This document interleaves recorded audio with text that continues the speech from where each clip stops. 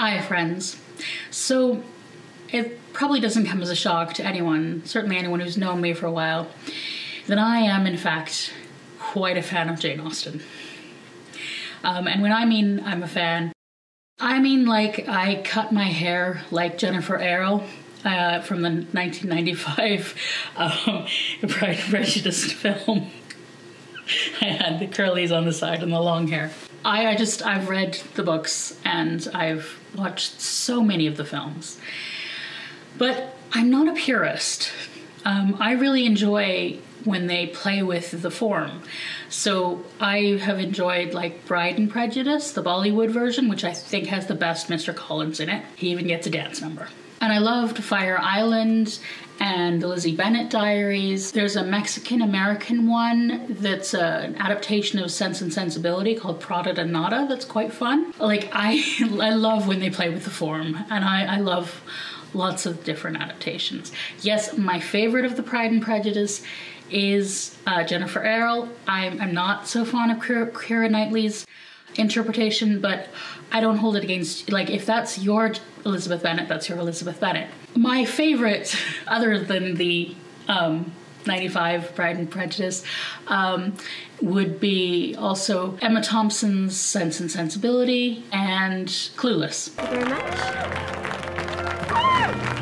So what I'm saying is, like, if you put your favorite Jane Austen film or Austen-inspired thing in the comment section, chances are I either have seen it or am willing to give it a shot. Like, I really enjoyed the ridiculous camp of Austenland. And of all the Jane Austen stories that there are, my favorite is Persuasion.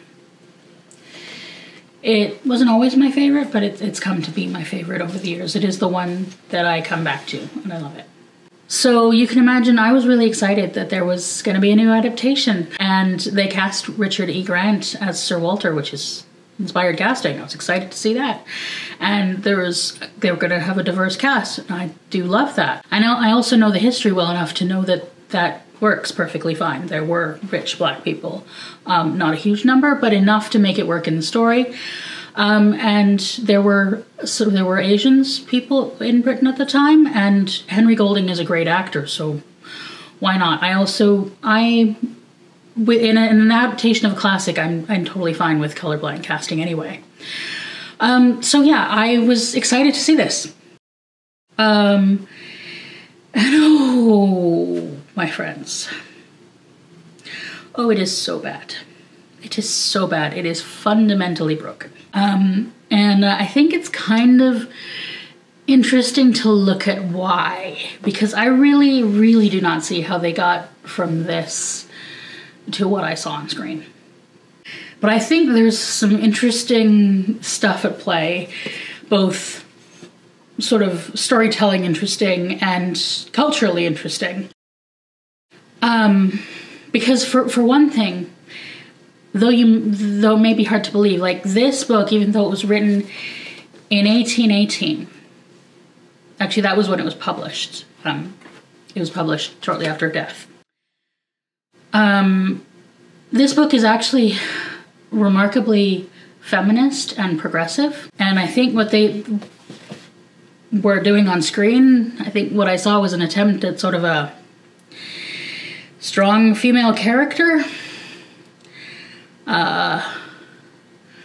that actually, I think, completely undermines the actual feminism and the actual progressiveness of this story purely for the aesthetics of feminism and progressivism. If you found something of value in this, I'm gonna kind of assume it was probably one of the side characters, but if you found something of value in this, like, that's fine.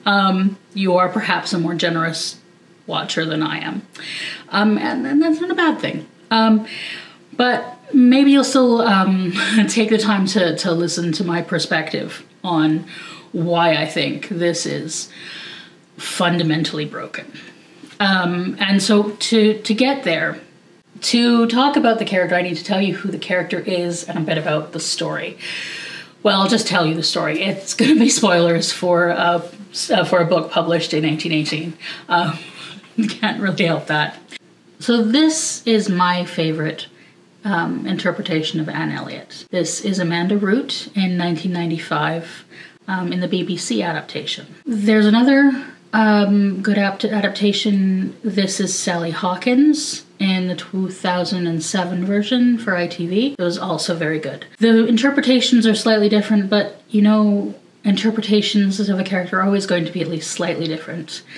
Austen fans will argue till bonnets come back in fashion as to which is the better Elizabeth Bennet. There are different ways to interpret the character, but I really cannot see how they got Dakota Johnson's Anne Elliot from this book. You can do different interpretations, but the interpretation has to come from the source material. Anne is the middle child of Sir Walter Elliot, who is just about the vainest character that has ever been put to paper. He's a vain, vapid twit who only values beauty, in his own style particularly, and position by birth. He is an utter snob. And his eldest daughter, Elizabeth, is just like him. And they have no value for anyone or anything that doesn't add to their vanity. So Anne, who is a sensible, capable, intelligent woman, is of no value to them because they don't see her as beautiful.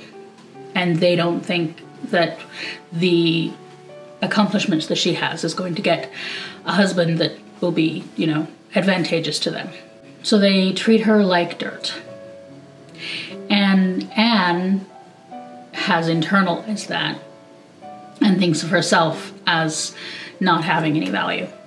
She does have a younger sister, Mary, who is married to Mr. Musgrove, who is a bit of a himbo. And Mary is also entirely self-involved. She values Anne essentially because she wants someone to listen to her and take care of her children. So only so much as Anne is of use to her. But Mary, they are all actually really good comic characters, in as much as they are utter disasters of human beings. And then there is also Lady Russell, who was a friend of Anne's mother, and who sort of sets herself up as a mother to Anne. And she means well, but she is also a terrible snob. And she has a lot of power and influence over Anne.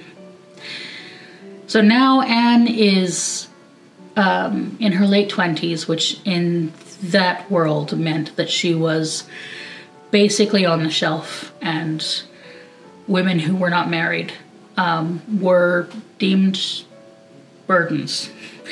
Not even useless, like not even useful in any way, like just straight up they were treated as burdens of their society, something which Jane Austen, the writer, knew well herself, because that's what she was to her family. But when Anne was 19, she was engaged, briefly.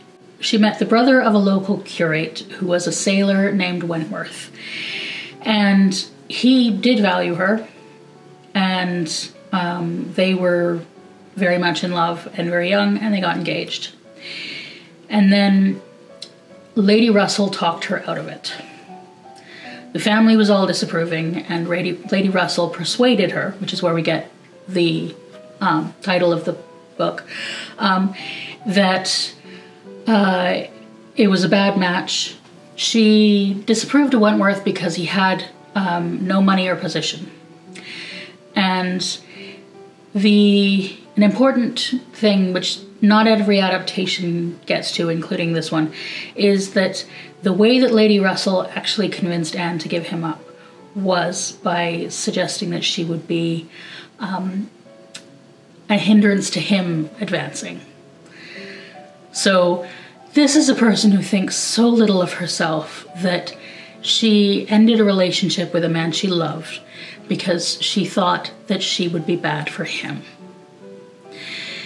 And of course, he was deeply heartbroken, and he left.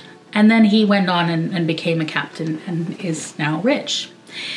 And she has been stuck at home, living with the knowledge that she gave up a man she loved, surrounded by people who do not value her. And that is how we start the story, 7 years later. And now Sir Walter, his ridiculous ways of vanity have got him into debt, and he has to rent the house and move to Bath.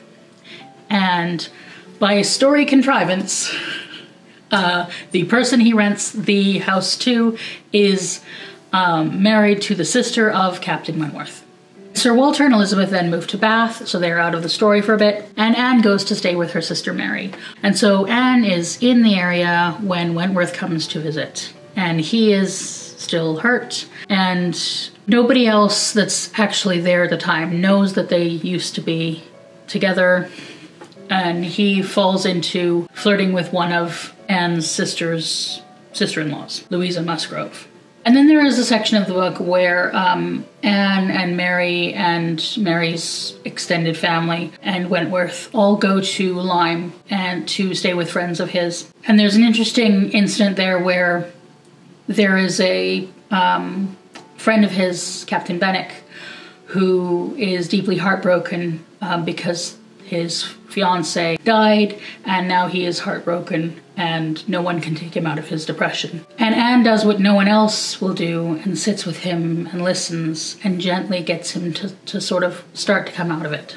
Wentworth sees her doing this, and she's teaching him, as she says, how to live with the loss. And then there is a brief incident where a handsome man happens to notice Anne, and Wentworth sees someone else noticing her. And he's not entirely an idiot. He's just mostly one. And then after that, there's an accident where Louisa kind of gets a crack in the skull, and Anne is just incredibly capable and sort of sorts all that out, but it sort of puts an end to their travels as Louisa has to recover there, and Anne has to go back. There's an awkward carriage ride where her and Wentworth do not speak, pretty much, and then she's off to Bath. And it also transpires that both Anne and most everyone in their circle think that Wentworth should be engaged to Louisa because they have been spending a lot of time together. So Anne goes off to Bath thinking that she has lost Wentworth. She had already thought that they wouldn't be a thing, but now she feels she's lost him because he's going to marry Louisa. In Bath, she discovers the handsome man who admired her was in fact Mr. Elliot, her father's heir and their cousin. Go with it, it was the Regency way of doing things. And he appears to really admire her, but she finds it uncomfortable. And there's a lot of pressure coming from everyone around her to accept his advances, particularly from Lady Russell. And Anne resists, even though it's very difficult for her to resist pressure from the people that she respects. But something about him to her is wrong. Anne has kind of begun to learn to trust her instincts and to trust herself. And then Wentworth arrives in town and sort of stands about awkwardly, and they have many awkward conversations. With her thinking that he's engaged, and he gets the impression that from all the news in town that she is to be engaged to Elliot. Then Louisa's family arrive in town to get wedding clothes because, haha, Louisa's getting married. She's getting married to a sailor.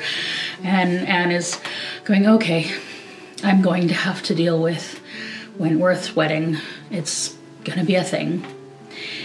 But no, Louisa, while recovering, fell in love with Benwick, the guy who was in the Depression.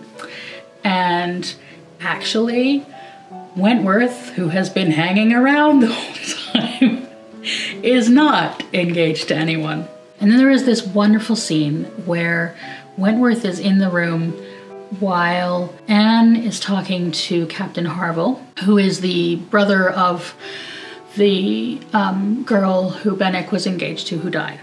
And Harville is lamenting Benwick getting over his sister. And sort of, they have this conversation about people who move on from loss and people who don't. And, you know, is it women who love longer or men? It's a really interesting conversation, and I will come back to it, but the upshot is that Wentworth hears Anne talking about how women can love long after the prospect of being with their partner is, you know, long after that's lost. And dumbass that he is, he finally recognizes that she is in love with him. And he writes this letter, because heaven knows he couldn't actually just talk to her. He gives her this letter declaring that, no, men also love long after the object is lost. I am still and have always been in love with you. I am half agony, half hope. Tell me not that I am too late. She reads the letter and they meet on the street, and finally these two, who have obviously been in love with each other, finally are able to connect. And then they stand up to everyone in her family who, you know, are unsure that this is an appropriate alliance because he's not got what her family thinks. And she reconciles with Lady Russell, who now recognizes that her advice was wrong. And then they get married and they have a happy life. Anne is a great character, I think, and a really relatable character. A woman who learns to know her own worth. And how many people in this world, not just women, but people in this world, struggle to know their worth, especially if they're not a Hollywood star, you know, kind of looks, or what is set up as the, you know, ideal in our world. This is a great role for a fat actor. This is a great role for a disabled actor. And depending on how postmodern you want to go with the casting, this is a good role for a trans actor. This is a good role for anyone who is not society's #1 ideal, right? But they didn't make any brave choices in this adaptation. They went with a Hollywood actor. And instead of the shy woman who doesn't know her worth, she's sort of a plucky wise ass, forever winking at the camera. And she doesn't grow in confidence. She doesn't grow in knowing her worth. She is just kind of flat the whole time.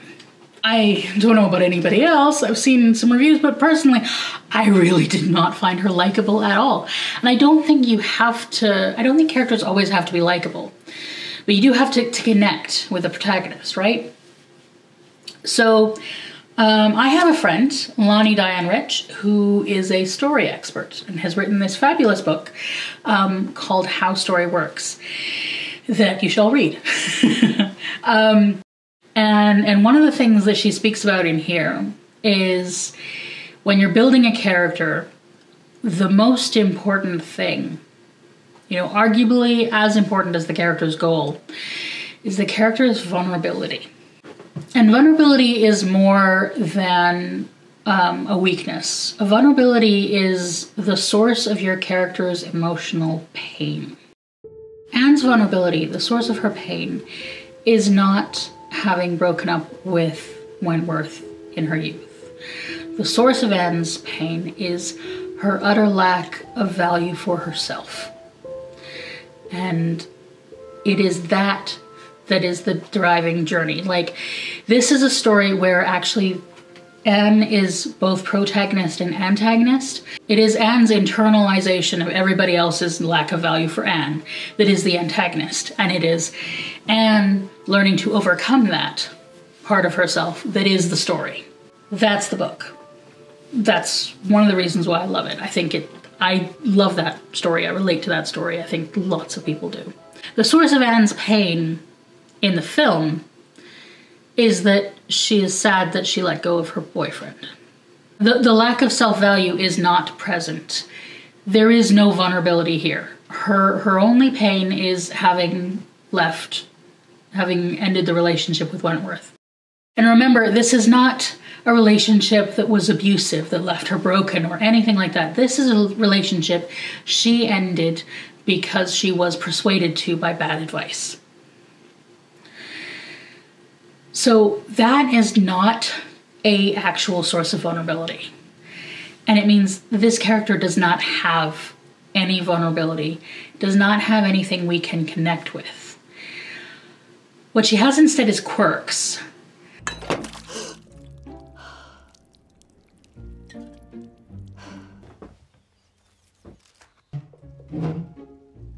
Yeah, she yells at inappropriate times. She says what's ever on her on her mind, and it doesn't appear to come from any, like, we're not dealing with a character that is doing that compulsively. Like, that is not, we're not being given a character like that.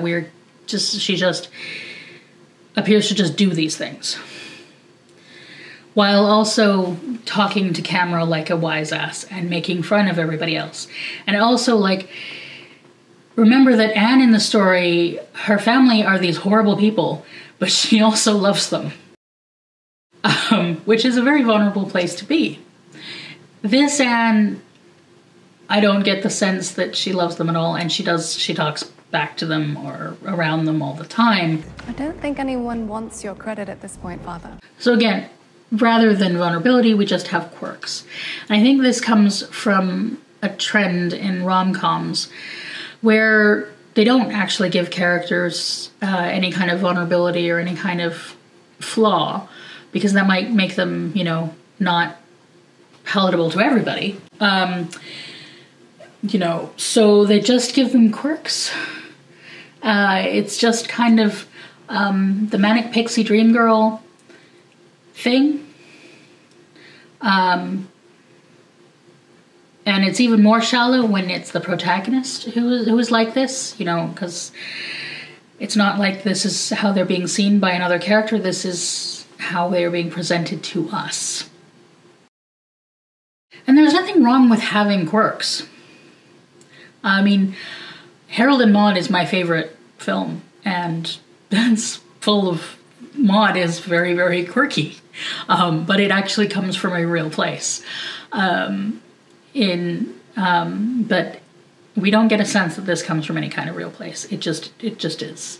And then there is all this winking at the camera, talking to the camera stuff, which I think perhaps might be them borrowing a bit from Gentleman Jack. Now, I love Gentleman Jack. It is a BBC period piece set in the Victorian age, so a little bit, you know, about 15 years or so after Persuasion. And it's based on a real person, actually. It's based on Anne Lister, who was a wealthy landowning woman in Yorkshire, who was a known eccentric and a lesbian. And we have her diaries.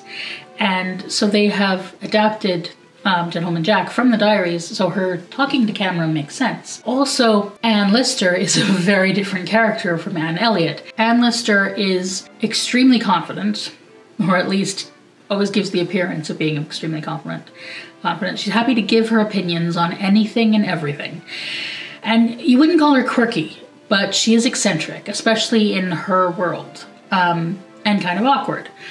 But it comes from a very real place with Anne Lister. Anne Lister is a misfit because she is gender non-conforming, because she just doesn't fit into the role that she is prescribed in this world. Nor does Anne Elliot. But Anne Lister can't conform in a way that makes her stand out. and she has no choice about standing out. And Anne Elliot can't conform, but she sort of erases herself.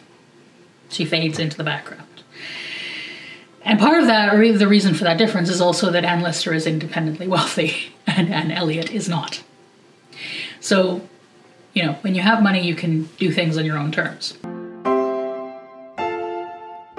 It is actually interesting to compare the two women because they do both come from this society which is extremely restrictive on women's gender roles. Upper class women in particularly are supposed to be decorative and accomplished, but accomplished doesn't mean having useful skills. It means being able to do things like embroider screens and sew bonnets and do embroidery. The idea is to make yourself the most eligible match so that you can marry well for your family and then produce some kids. It's just that rigid, and women who don't marry in that society are considered worthless. Which applies to both Anne Lister and Anne Elliot. But again, Anne Lister can stand out because money. And also because she doesn't have a choice. Sometimes you can't blend in. I can think of another woman who didn't fit this society's rules particularly well either. I think she had responded by writing books about it.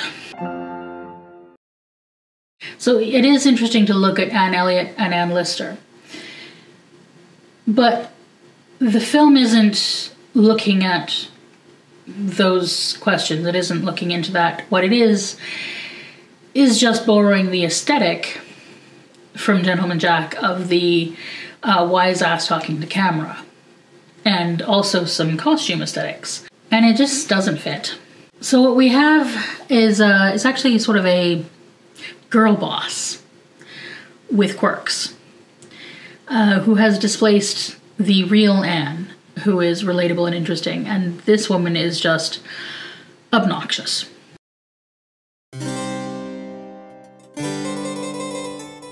But the problem isn't actually just limited to the shallowness of the character writing. Also the entire lack of arc. So this Anne is completely confident in herself and comfortable speaking her mind at the beginning of the film and at the end of the film. There is no growth there. In fact, she tells Lady Russell in the first act that she regrets ending things with Wentworth, and Lady Russell says she regrets giving that advice.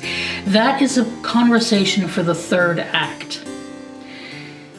And to be honest, I really like this interpretation of Lady Russell. Like, this is a character who is fun to watch. But it's not, but the relationship that these two have isn't the relationship that Anne has with Lady Russell. Because they have presented us with a relationship of equals who are entirely honest with each other from the get-go. And that means there's no arc. Because part of Anne's character is redressing the imbalance of power that is between her and Lady Russell. Because if Anne is able to tell Lady Russell in Act 1 that she shouldn't have listened to her advice 7 years ago, then where is the arc? Where's the growth when Anne tells Lady Russell that she's not going to take her advice to marry Mr. Elliot in the third act? Characters have arcs. Characters grow. It also makes absolutely no sense for Lady Russell to be telling Anne, unmarried women live longest. Being an unmarried woman was not a thing that you would wish on someone. Not at that time. I know a lot of people who aren't familiar with Austen's work think of these as light, fluffy, romance, rom-com type things. That's not actually what Jane Austen's stories are. Yes, they are love stories. The reason that these stories center on romance and courting is because marriage was the job of a woman. It was the main focus of her life, finding the right husband. But it's always about the character themselves changing. And then the romance happens because of that. Elizabeth and Darcy aren't just two people who start out having a bad impression of each other.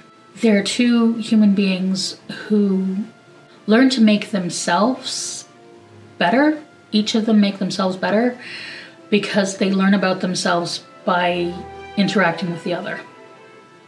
Like that is what makes that story. Like, and that is one of the best stories in literature. Anne Elliot learns who she is by walking through the events of the story and learns to believe in herself. And in that, by finding her voice, Wentworth hears her voice and he responds and they get together. This Anne doesn't learn by walking through the story. And Wentworth, too, has a journey in the book. He doesn't really know himself. In the beginning, he thinks he's angry, and he spends time with Louisa because his ego is flattered without actually thinking about her as a prospect for marriage. When he realizes that everyone else thinks his thing, then he feels like he has to marry her. And then, like, him getting up the courage to say something to Anne is he can't actually get up the nerve to speak to Anne. He has to write her a letter. Whereas the Wentworth in this, they just have a conversation in Lyme before the accident even happens, where he just tells Anne who she is, that she's capable and good and kind and all of that, none of which we or he have had a reason to see. So he just tells her, and then tells her he wants to be friends. And again, if he can have that conversation in Act 2, then him struggling to find the words on the page in Act 3 doesn't, like, that's just empty. You know, it's robbed it of all its meaning. Boy, does this film have a problem with telling instead of showing. The worst of which is the scene where Mary is introduced. So Mary is a comic character, and she's kind of a hypochondriac. Mostly she wants attention, so she will do whatever she wants to get attention. And you actually, her dialogue and her actions tell you that just fine. It is totally clear, and this is one of the, this is actually quite well cast in this adaptation. The actor does a great job. But the film feels the need to not just let us see Mary, but to have Anne tell us each step that Mary is going to do, and then wink and look at the camera every time Mary does it. It's not the way Anne would behave, and it's also really annoying. It's like, please, for the love of all the gods, just trust your audience. We're not stupid. We can see what the character is doing, and it's not funny. It's just annoying. And the problem with all this mugging to camera that Anne is doing the whole time is it takes up so much space that the supporting characters all really get kind of pushed to the side. They get much less space than they get in any other adaptation of Persuasion. And it's all just to give space for this mugging. So in regards to the supporting cast, there are going to be people who complain about this film because there are people of color in the supporting cast. These people are watching this film with their heads in an indelicate position that is incompatible with human anatomy. Their opinion is worth less than... However, I do think there's room for nuance in the way that this film employs diversity. So I'm going to attempt to have that conversation.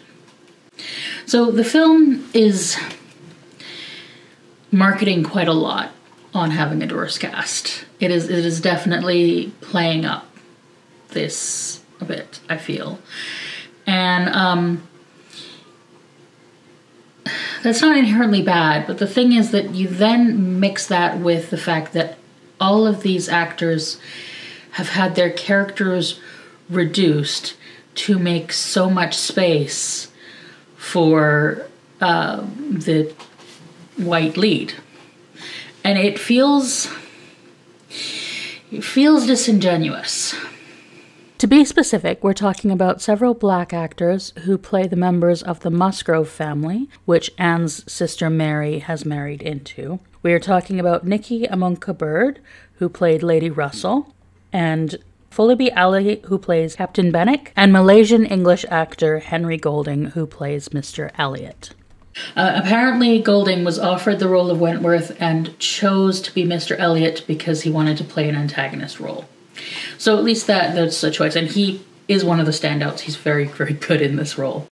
That means that the two main actors are played by white people. So while the idea of a diverse cast is good, I'm on board with that. It is a bit of an issue that we have people all in the background and whose roles have been reduced. And then so much space is taken up with the white lead. Add to that the entire above the line team, the writing, directing, and producing, all appear to be very white, very English and American. So there is... It doesn't feel inclusive. The people of color are here, and they're very present in the promotions, but they aren't being invited to participate in the producing of the thing, and their roles have been reduced. So it just kind of doesn't work. It feels a bit like window dressing more than anything. And one thing that I particularly stuck a bit of a sour note for me is there's two young interracial boys who play the young Musgroves. And they are very, very cute. And there's something I find uncomfortable about the way that the camera is lingering on them and the way that it's sort of making a lot of hay out of look at how cute these boys are. It feels a bit exoticizing. Like, there is a thing that happens when people tend to exoticize mixed race kids, racially ambiguous kids. I know this because I was one. I was the racially ambiguous kid as a mixed Egyptian and British person, that people would stop my parents on the street and comment, and it's just weird and uncomfortable. And I really, it felt watching this that these kids were being, that there was a male gaziness and a white gazeness to the way that these kids were being displayed that I found uncomfortable. Yeah, it's Hollywood very much enjoys the aesthetic of racially ambiguous people, of mixed race people, but rarely wants to tell the stories of mixed race people. And here, mixed race people were present, but it wasn't part of the storytelling. We didn't do anything with the fact that the Musgroves were mixed, and maybe we don't need to do anything with it necessarily, but it just, particularly with, you know, white lead and white people running the show, it just felt off. And I think people, because of the diverse casting, people are going to compare this to Bridgerton, which is a bad comparison. Because Bridgerton is doing something else. Bridgerton is a different novel. And it knows very much what it is. It is a fantasy. It's not adapted from like a work of literature. It's kind of, you know, a fantasy romance, which is something it's having fun with. And in that, the romantic leads in both seasons, one of the romantic leads has been a person of color in each time, and there are people of color above the line. So that is a different beast entirely, because that is inclusive. This film, again, feels like it's using the aesthetics of Bridgerton and not the substance. And yes, it may not feel like Bridgerton has a lot of substance, but it is doing a thing for a purpose. It is trying to have sort of a fantasy that everyone can participate in. I have issues with the fat representation, but that's aside, you know, that's beside the point. So again, we have a sense of the aesthetics of something else, but not the substance.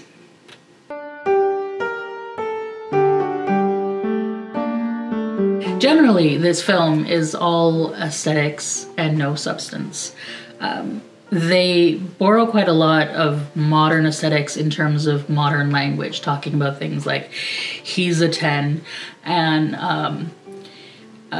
what's the other, self-care, and these various phrases that are very 2020, like they're so current that they're already feeling past, you know. But the thing with Jane Austen is Jane Austen is very much social commentary. She is always sharply talking about the world that she's in. So if you're going to bring the modern world in, it should be to say something about modern society. And this is actually a really good story to do that with, because the story of the world that Jane Austen is critiquing in Persuasion is a world where Sir Walter and all the others represent entitlement and just privilege, just naked privilege. And the Navy people represent people achieving things on merit and character. People who have been overlooked. So we have a clash of value, and we have a situation where we're critiquing a world of prejudice. So there is absolutely room to make a modern observation in this period piece. But they don't do anything of substance with it. They just have the aesthetics of some of the words, some of the language, and again, talking about aesthetics, we look at the costumes, and I feel like I see influence from Greta Gerwig's Little Women, which I wasn't a fan of, honestly, but I can see what she was doing. She was making it very now, as a sort of as a story for girls of the now, right? But she was doing that with more substance, not just the aesthetic of cottagecore kind of look. So this again borrows the aesthetic, but doesn't really do anything with it. And so it just annoys me that nobody is wearing bonnets and that the clothes are so ugly.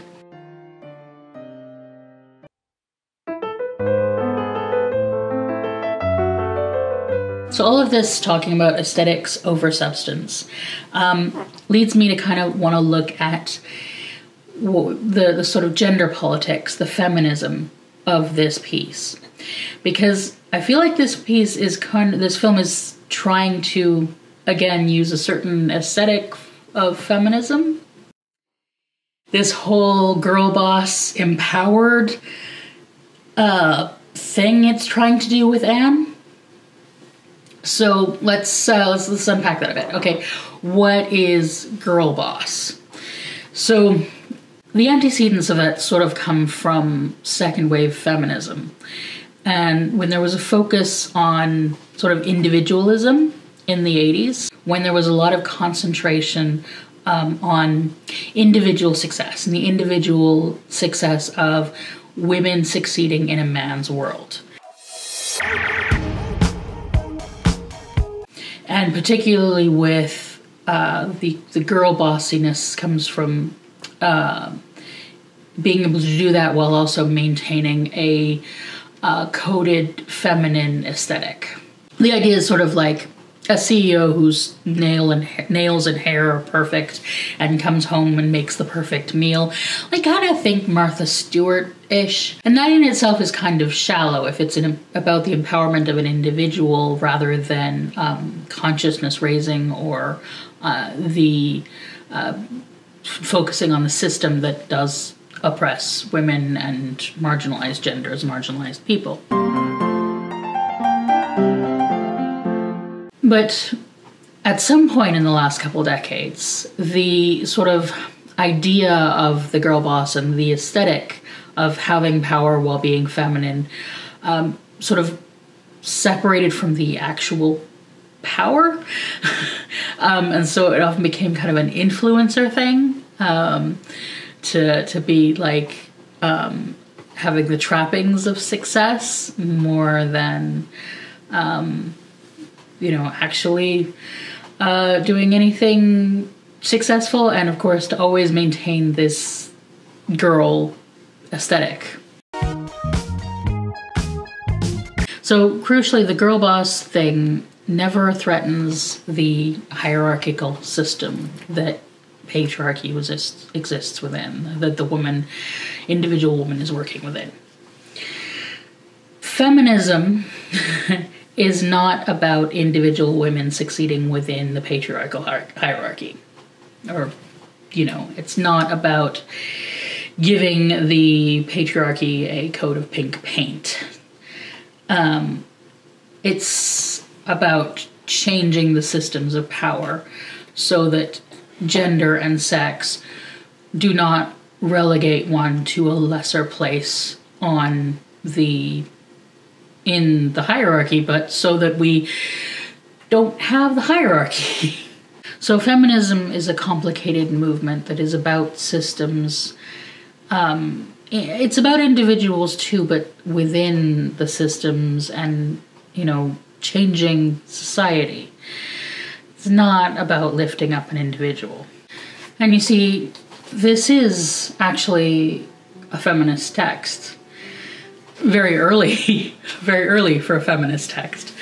But I think we can call this a feminist narrative, that it's about a woman who has been devalued, who has been taught to see herself as nothing because she doesn't fit the system that she's in, learning to value herself and learning to own her own voice. That is a far more feminist tale than some quirky girl boss winking at the camera. That is not the aesthetics of empowerment, that is actual empowerment. And Anne's empowerment, that learning to value yourself, whether or not the people around you see value in who you are, whether or not the system you live in sees value in who you are. That message is for a lot more than just women. It's a very good message, an important message for a lot of women, but it's also of a lot of value to anyone who lives in a system that says that what they are is less worthy than others, that says that their voice isn't valuable, because all voices are valuable. When you are taught that you are nothing, what does it mean to say, no, I am worthy, my voice matters? That is Anne's story. And I said I would come back to the scene that Wentworth overhears. because it is that scene in which Anne finally truly speaks for herself and speaks for all women, and I would say for all who are left out.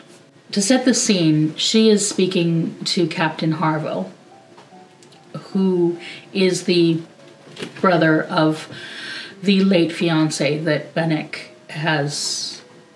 Benwick was mourning deeply, but he is now moving on and marrying Louisa. She would not have forgotten him so soon. It's not in her nature.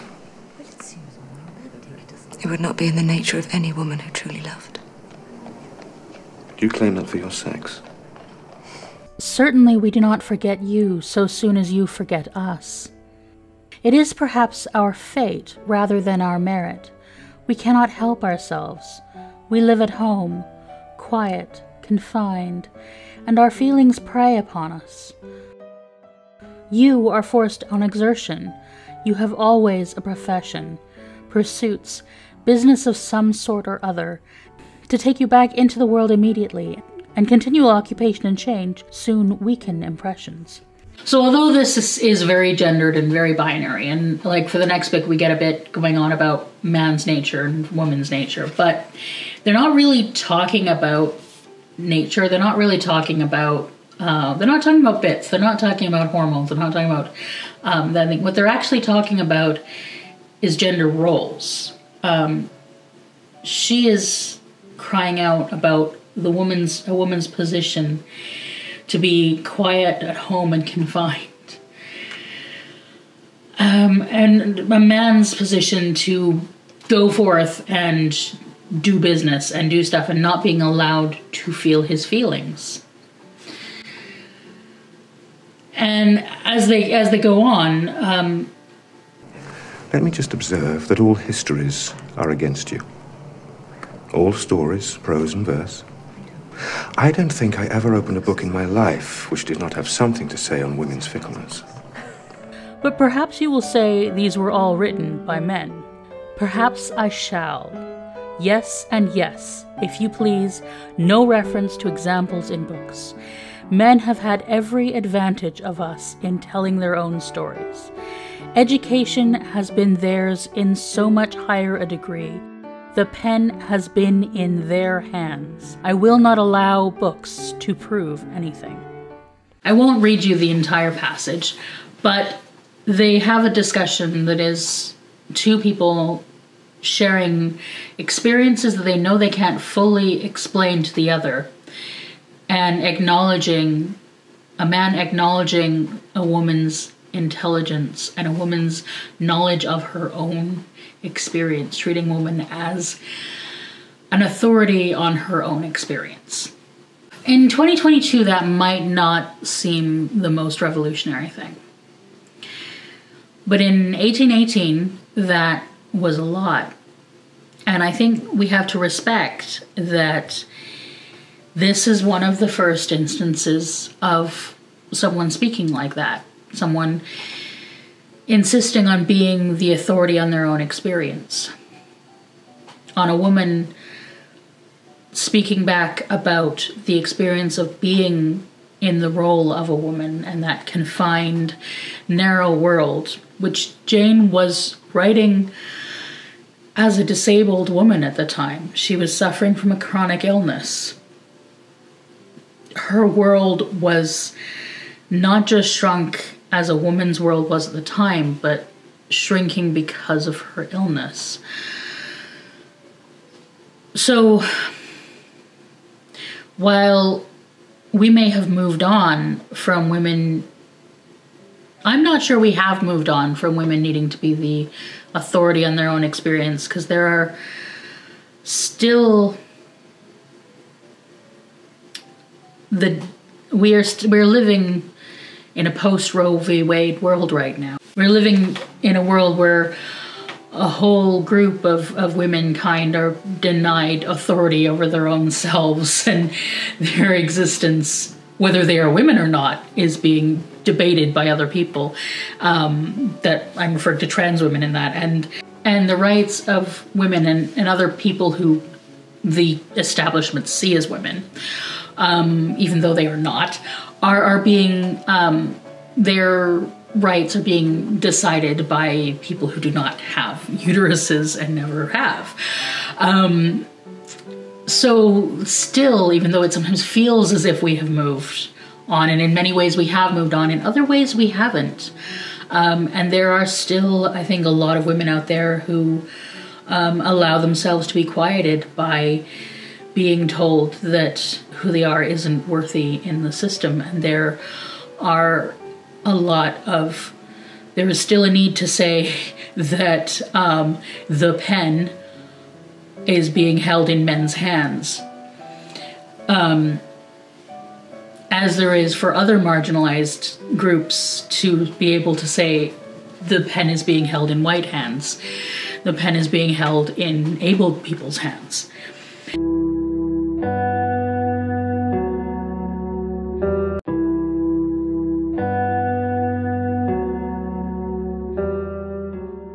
So that is what this book is. That is the discourse it is speaking to.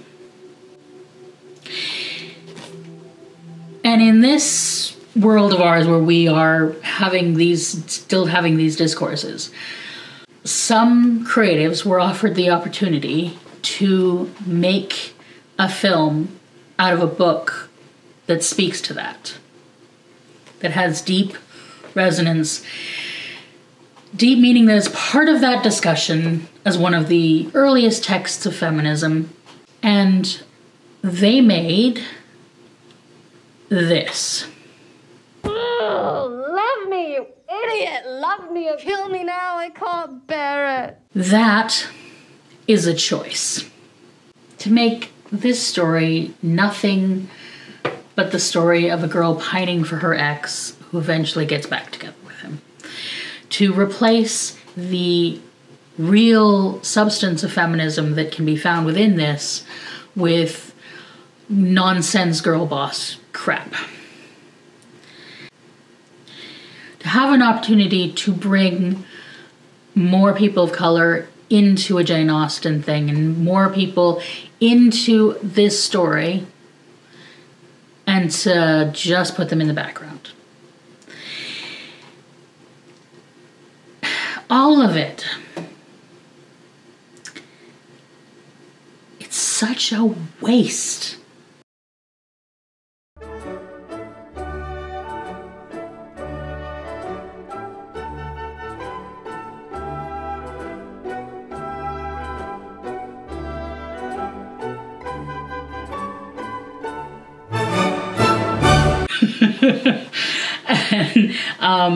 And if you want to share some of your favorite Austen adaptations in the comments, let's talk about the good ones. So if you stuck with that, if you would like to support the channel, if you want to subscribe, that would be great. I also have a Patreon that the link will be in the description, and if you support me at $5, I will put your name in the end here, as there should be a name or two there. And if you give more than that, I will say your name here, and I will get better at doing this. Oh yeah, I have a Discord for Patreon members. Yeah. I will get better at doing yes. So yes, thank you for your support, friends.